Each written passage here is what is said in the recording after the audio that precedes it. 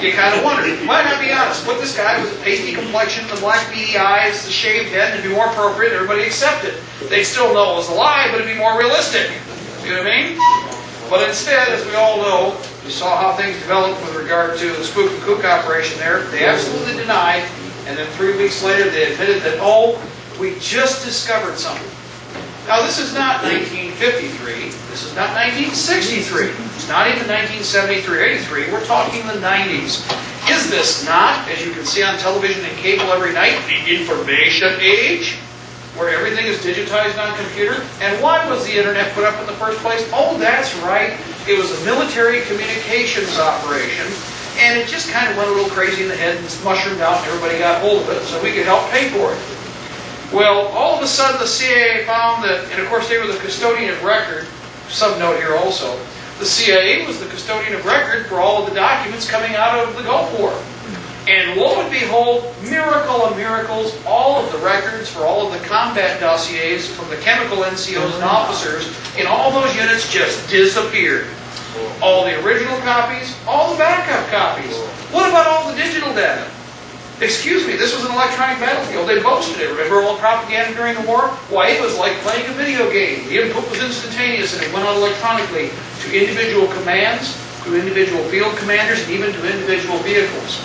Yet all of a sudden, when we want some data, so we can find out what's going on and what's happening in the theater, guess what? It's all gone. What a surprise. Well, lo and behold, it didn't really get gone right away. I'm sure they're still shredding even as we speak. But the fact of the matter is that we do know that there is such a thing as Gulf War syndrome. They've admitted to bits and pieces. In other words, now that they know they've been caught with their hand in the cookie jar all the way up in the armpit, you know, it's like, who, me? Instead, now they're trying to figure out how to explain this thing. Okay, well, it really wasn't us, it was somebody else. It really wasn't what you think, it was something else. It really didn't happen the way you've heard. And of course, now we had the first cover story, well, you know what, they destroyed all those munitions after the war. And then when they did that, they exposed a bunch of people. And wrong story. First of all, almost every man or woman that was in Desert Storm has had some effect from what might be considered the Gulf War illness.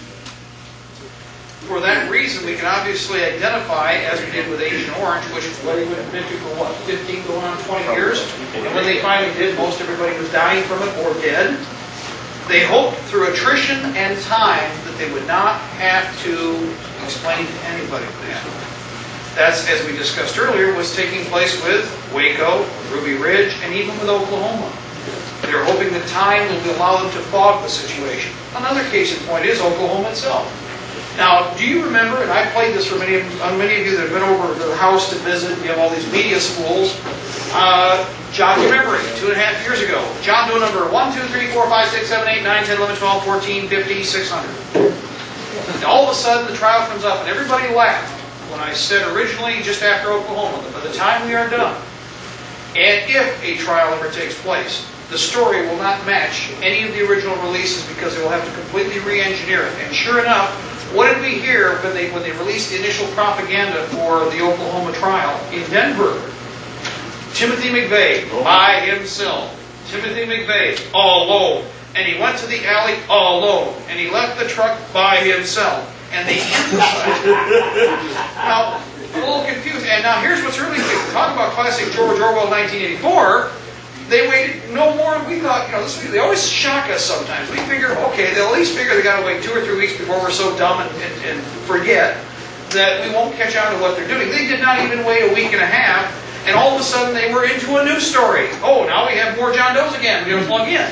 Yet the whole premise of the conviction was based on alone, by himself, alone. Now, I'm a little confused with this one again. I get confused a lot when we get into these things. As you may notice, with law, I was taught, of course now we have Einsteinian relative law, I guess, relativity law, where today it's one thing, tomorrow it's the next, and next week it's something else. I was taught that there's supposed to be consistency to law. And also, of course, if you argue this case, provided Timothy McVeigh lives past the next year, which I'll get into in just a moment here, if now they're going to change the story, does that not opt for a retrial? Because you can debate and argue and in fact challenge most of the facts that they tried to present in this original trial? Well, most certainly under normal circumstances. However, ignore all the nonsense about a series of rebuttals and a series of requests for retrial. Under the new omnibus crime package, once a person is sentenced to death, the series of rebates, the series of retrials, or the reapplication for paper doesn't exist. And everybody seems to have forgotten this. The omnibus crime package passed. He has to die within a very short period of time, which ensures that the old adage, dead men tell no tales, sticks. You see the problem? And everybody forgets the timeline has extended. While the bombing took place 2.5 years ago, ladies and gentlemen, in that time the laws have changed. And they're not using laws for the benchmark, the date when the crime took place. They're using the new laws that are altering the very body and intent of the Constitution, which is illegal in itself. Now, the next step, and of course this is really going to be interesting, is how they try to explain or replug or reintroduce all of this propaganda they did try to engineer 2.5 years ago. Can they? Most of it they're going to definitely try, simply because they spent a lot of money. They called in a lot of deaths. The New World Order crowd killed a bunch of people, and probably killed a bunch of witnesses in the process later on. This can be demonstrated. Because of that, they now have to try and recoup their costs, recoup the shekels, and they also have to count on people forgetting. That's also true of what happened with the rich, because most people don't even recall something we brought up earlier about Kevin Harris already being tried. Very few people, even though it was actually given some national coverage. And yet, as an attack, in other words, to threaten the people apparently Idaho or try and coerce them in some way, because the state of Idaho is charging Ron Arlucci.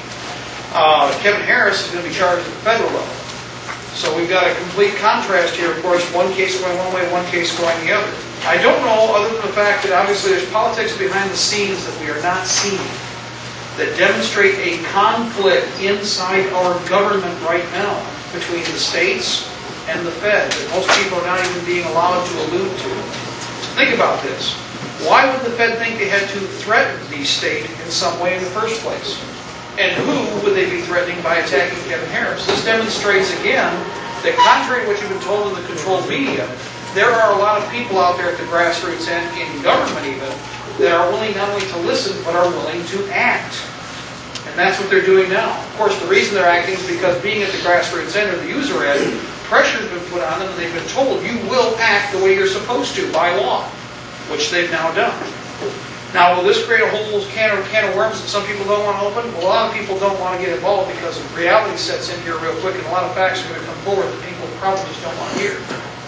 But it's like a lot of the things that happen in real life. I carry a little piece of something here and I always make a point of it. Ever since it happened, and with all the traveling, when we went down to Texas, I carry a piece of Waco with me everywhere I go for this reason. Okay, this chunk was given to me by a person who was there.